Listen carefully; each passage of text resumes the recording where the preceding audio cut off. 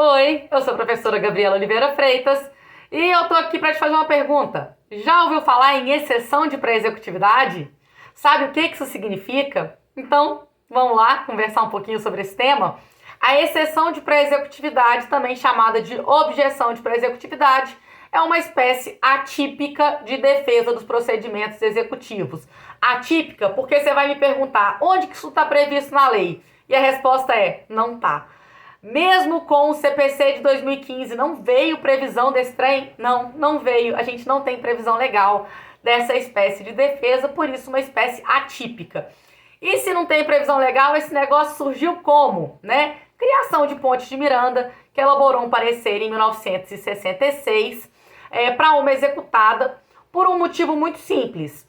Essa executada queria não ter seus bens penhorados no procedimento executivo.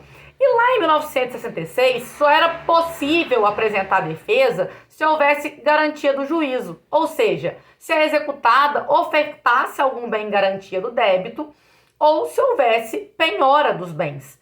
E é assim até hoje na execução fiscal, né, da Lei 6.830, que fala após efetivada a penhora é que começa o prazo para apresentar embargos à execução. Então, lá na execução fiscal, exceção de pré-executividade ainda é muito utilizada, tá?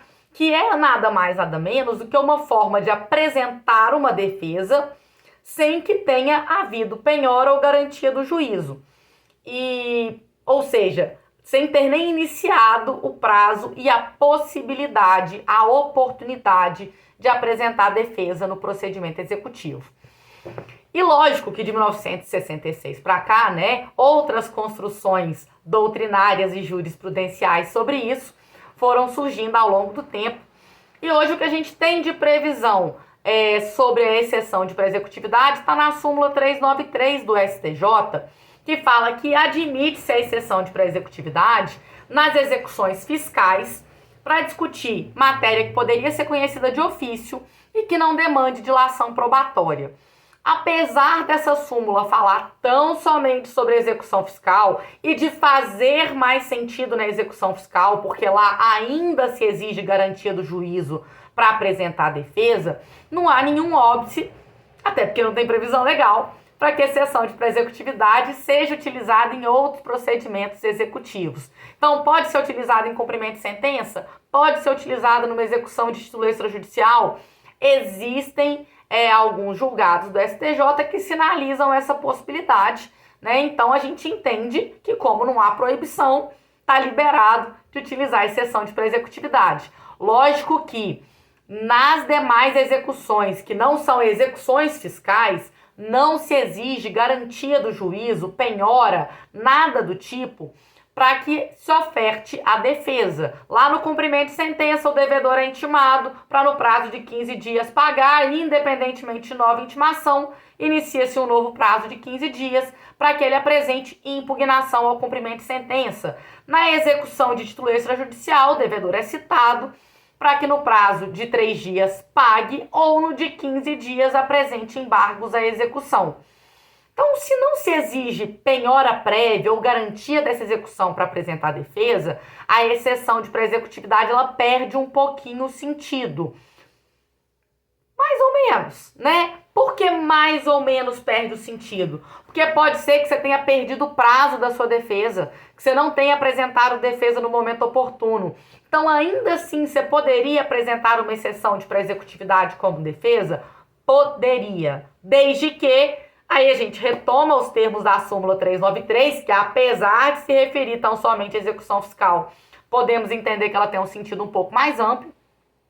Então, desde que eu esteja tratando de matéria que poderia ser conhecida de ofício e que não demande dilação probatória. Então, vamos entender a lógica disso aqui. A exceção de pré-executividade nada mais é do que uma simples petição apresentada no curso do procedimento executivo para apontar uma matéria que poderia ser conhecida de ofício, uma questão de ordem pública, né, que poderia ser alegada por meio de qualquer petição, em qualquer momento processual, em qualquer grau de jurisdição. A gente só escolheu a parte do Ponte de Miranda, né? Dar um nome para essa petição simples. A gente que é do direito, a gente sabe que a gente gosta de colocar nome nas coisas, né? Então seria uma petição simples para apontar essa questão de ordem pública, essa matéria que poderia ser conhecida de ofício e que não depende de nenhum tipo de produção de prova no curso do procedimento executivo como matéria de defesa.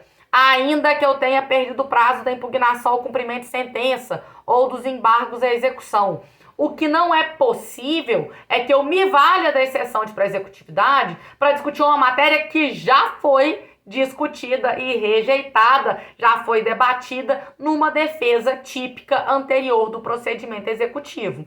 Então, vamos lá. Exceção de pré-executividade, então, nada mais é do que uma petição simples no curso do procedimento e foi uma criação doutrinária e a partir de um parecer do Ponte de Miranda, amplamente aceita pela jurisprudência nacional, que criou uma modalidade de defesa para o procedimento executivo para discutir matéria que poderia ser conhecida de ofício e que não depende de dilação probatória. Ou seja, poderia ser apresentado por meio de uma petição simples que não precisava ter nome, mas demos nome para ela, então é importante saber que ela existe e que ela pode ser utilizada, que ela faz muito mais sentido na execução fiscal, onde ainda se exige garantia do juízo, garantia da execução, penhora, para que seja possível a defesa do executado, do que nas outras modalidades de execução.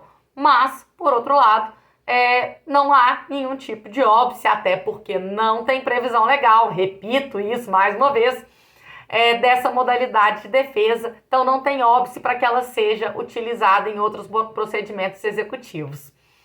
E aí, agora já sabe tudo sobre exceção de pré-executividade.